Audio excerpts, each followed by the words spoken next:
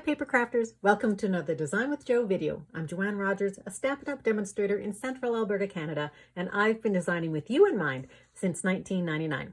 Today I want to show you how to make this super cute little box, and it's going to hold Merci chocolates. And I'll just show you when it opens up that the Merci chocolates come out. So we're going to start with the box and then we're going to decorate it. And I'm going to show you 3 different ways that you can close this box. So let's get started. We're going to start with a piece of paper that is 3 inches tall by 11 inches long. And we're going to score it in several places, and we are also going to cut it. So we're going to score it at 4, 4 5/8, 8 5/8, 9 1/4, and then we're going to turn it and we're going to score it at 5/8 and 2 3/8. So I'm going to pull in my Simply Scored tool to show you how to do this. So I have a piece of Blushing Bride, and it is 3 inches by 11, and I'm going to put it right up against the edges here. And when I'm doing most of my scoring, I will use this. You can score with your paper trimmer as well, if that's what you have. I really like having this flat, and I leave this out on my work surface all the time. So I'm going to score at 4, 4 5/8, 8 5/8, and 9 1/4. And then I'm going to turn it 90 degrees, and I'm going to score it at 5 1/8, 5/8 rather, and 2 3/8.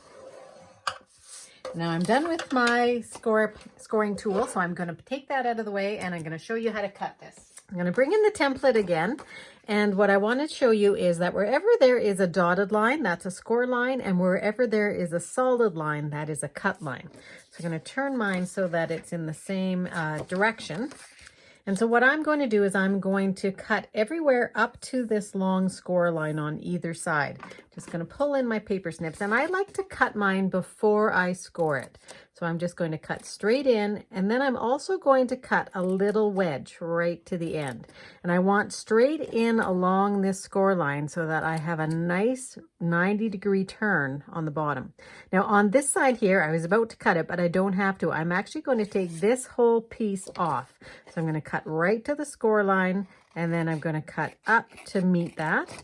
And I'm going to do the same thing on the other side, right to that score line. So we're taking those 2 sides off, and this is going to be the fold over part of our top. So I want to do the same thing over here, cutting straight along the score line and then going in and giving myself that little wedge.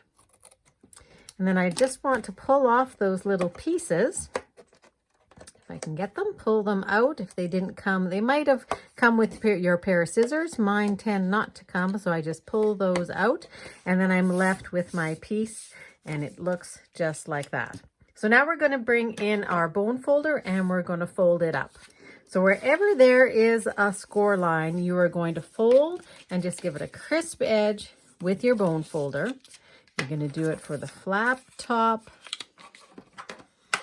and then along these sides. So where these little flaps are as well, pull them in, but also give them a little score, because that's going to give us a nice square edged box. And now we're going to take it and we are going to put on our designer paper. The designer paper I'm going to use is from the Ornate Garden set. And I like this set because it's got lots of different colors going on. And I really liked this one right here, which goes with my Blushing Bride, and it's Calypso Coral. But I thought that it looked sort of like spring. So I've cut 3 pieces. They are all 1 3/8, 1 5/8 wide, and they are 1 5/8 by 1 5/8, 1 5/8 by 3 3/8, and 1 5/8 by 3 3/4. And the 1 5/8 by 3 3/8 we're going to set aside because we're going to use that for something else. But these 2 I can glue on. So I'm going to turn my box over, and I like to put my designer paper first before I actually put my box together. It's just a little bit easier to do. So I'm going to use liquid glue for this. With liquid glue, I can actually have a little bit more wiggle room. So I've put it all on the back, and it just goes on the very front flap. So you can just glue that down on the flap. And then this next piece is going to go right here on the other end. So you're going to have 2 pieces, one on either end. Glue that one down. And when I say I have wiggle room, it just gives me a little bit of time in case I don't happen to get it really straight right off the get-go. So now I'm going to turn it right back over again, and I'm going to turn this the other way. Actually, it just seems to work a little bit easier for me if I can do it this way, and it's easier to show you so that you can make it no problem. So I'm going to take a piece of tear and tape. I'm going to put it on this right side, so the side that doesn't have that flap. I'm going to put that on, and then I'm going to also put a little piece of tear and tape on the, so here it's laid flat. I'm going to take these tabs and I'm going to push them in.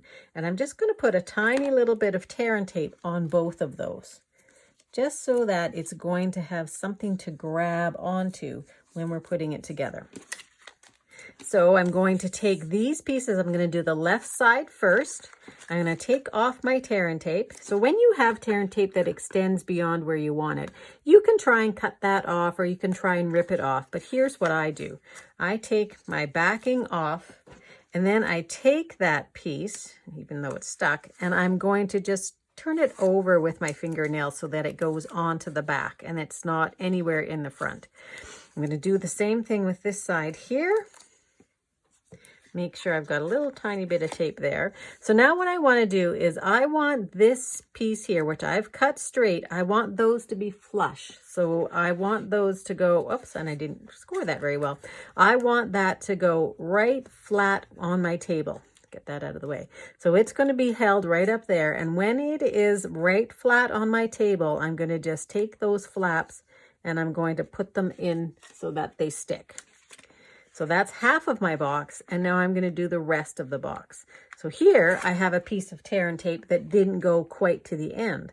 So I'm going to take in a little bit of my liquid glue after I get this side off. Now, if you have any problem getting your tear and tape off, you can also take your pick tool and go underneath that backing from that side.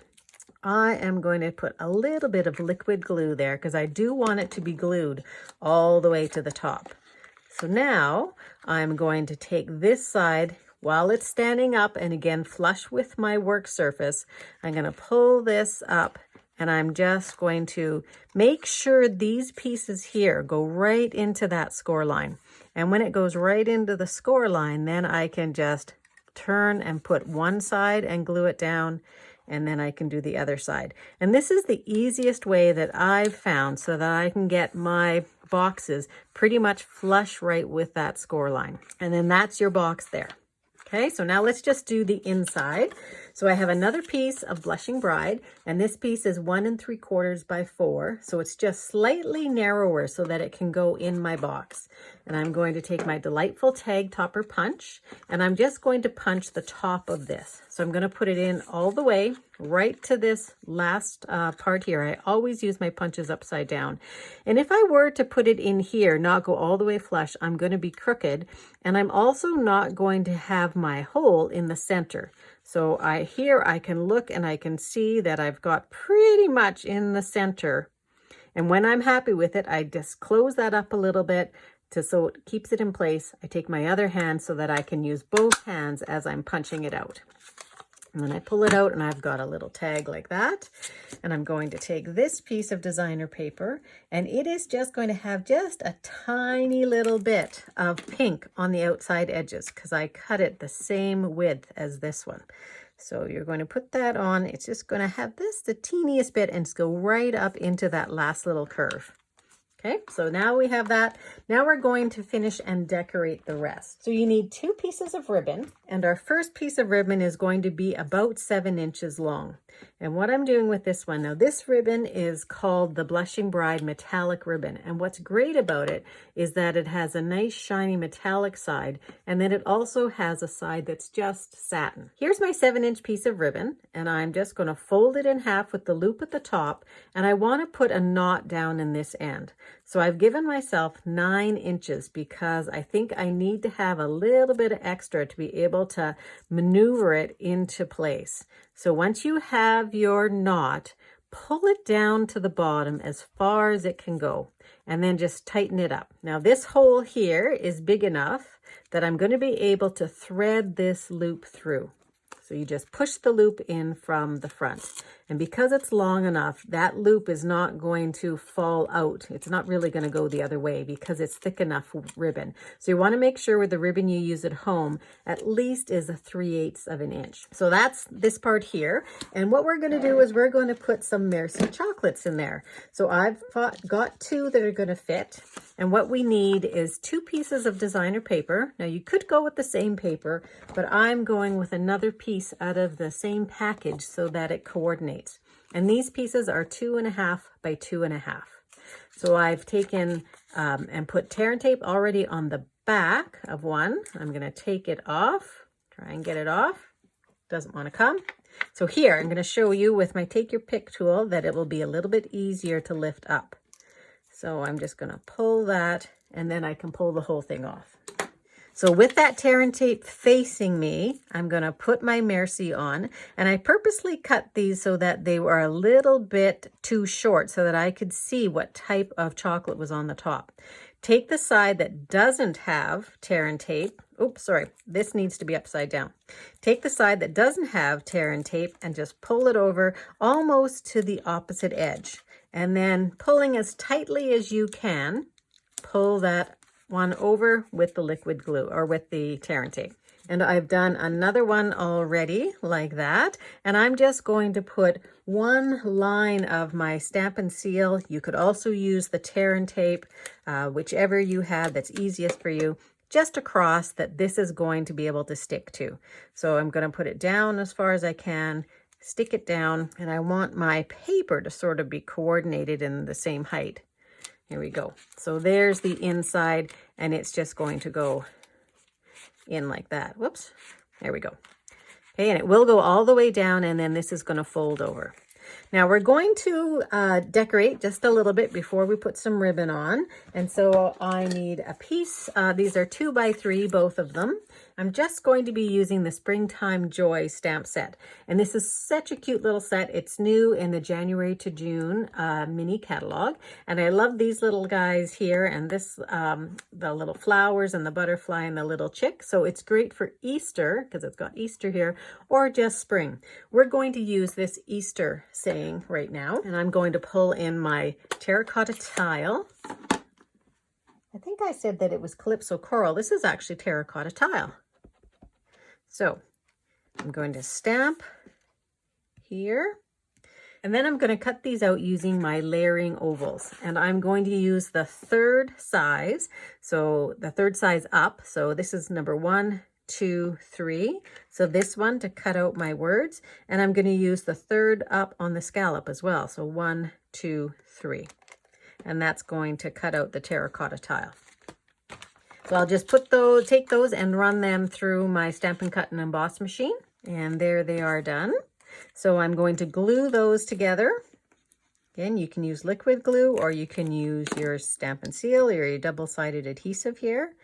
And I just want to give that a little bit of a border. Now this is going to go on the box this way. And so I'm going to take this and I'm going to glue it down here. But what I want to do first is I'm going to tie a little bow around the outside edge. Now I'm not going to actually tie a bow on camera for you, but I am going to knot it. And I go left over right and under, and then right over left and under. And with that, I get a square knot that has pieces going off the opposite, going both ways. Now what's cool about this ribbon is that it has 2 sides, but when you're doing this, sometimes you get one side and the opposite side. So before I knot this tight, what I do is I turn it like this so that I see both sides the same. And it's usually enough that it's going to stay there in place. I'm just going to clip off both of those ends. Tighten it up just a little bit more. So I've got that. Now I'm going to glue this down, and it's going to be pretty much in the center of the box. So I'm going to go ahead and glue that, but I'm going to put glue here. I'm not going to put glue here, because if I put glue here and I have it go too far, it might extend over the edge and it might stick to the box. So I'm going to put my glue right here. and it will be enough that that's going to hold it in place. So try and center it as much as possible. Again, your liquid glue has a little bit of forgiveness to it. Now we could say it's done like that, but I've also taken a couple other items from our Springtime Joy, taken that little chick, and I've also taken this flower here, and we're going to put them on just to decorate a little bit. So we're just going to glue down, put a little bit of glue here. So again, I'm putting my glue on my oval instead of on my chick and my flower, so that I'm not going to have any glue going onto the back. And just place your flower tall enough. There we go. I have to be careful because my glue is coming up from the back. Just tall enough that it's going to hold it in place. I actually do think I'm going to take out just a little bit more, and I'm going to put tiny little bit of glue here, because where I put that glue really needed to be more lower down. Okay, so I can still see my lovely reminder. There we go, and my little guy moved. Pull him back. So they are done. Now there's two ways that you can, or three ways you can actually close this. So one of the ways is this is closing pretty well right now because it's got a longer lever right here. But if you want to make sure that it closes, what I would use is just some of the Velcro dots, and you can just get these at the dollar store. I'm just going to pull that apart and I'm going to put it together a little bit better. Now, these are really sticky, so just know that when you put them on, it will tug on the box a little bit. Now, while there's chocolates in there, it's okay. If there weren't chocolates, it might tear it a little bit. So I'm putting it down onto the flap, and I'm just going to stick it down a little bit. And now I'm going to close the flap and I'm going to press. Now I need to press fairly hard, otherwise you won't be able to get it off. Okay, now I'm not going to pull that off quite yet because it needs time to set up. And while it's setting up, I want to show you two other ways that you can do this closure. The first way that's very similar to this way is I have the box going the same way. I have my piece here, but I have a larger stamp down here that I'm able to tuck this into. Okay, so it tucks right into the bunny. Now you wouldn't be able to do that over and over and over again too many times because his ear will probably start to get a little bit worn, but it is super cute there. Now the other way is to do a ribbon wrap around it. So this time I did tie a bow, and you have to take the bow off in order to actually open your box. So for some people that's not going to be really intuitive, so you decide which is going to be the best way for the people that are going to be receiving the gift from you. And you can see that I put in some little gems, so I'll just pull in my elegant faceted gems, and they just want to go a couple places here. So maybe some big guy over here and another little one right down beside it. These colors are really, really pretty. It's sort of a petal pink kind of color, but I thought they went really well there. So I just want to show you this. I don't know if it's set up quite as much, but I would just carefully pull that up. Now, there we go. See, no, it's not quite set. So I'm going to put that down because why it's not set, it should have left this Velcro behind. You could also use a little magnet, and I have done that before as well. They're just a little harder to find. So there are 3 different variations on your box.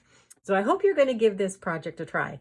If you did like it, please like this video below and subscribe to my YouTube channel. And if you live in Canada and you don't yet have a Stampin' Up! Demonstrator, I would love to be your gal. You can always find me at www.designwithjo.ca. And if you would like to see all the supplies and measurements for this project, head on over there and you can see them on my blog. If you're not yet on my mailing list, you can also sign up while you're there and you'll get a free gift. So thanks very much and have a great paper crafting day.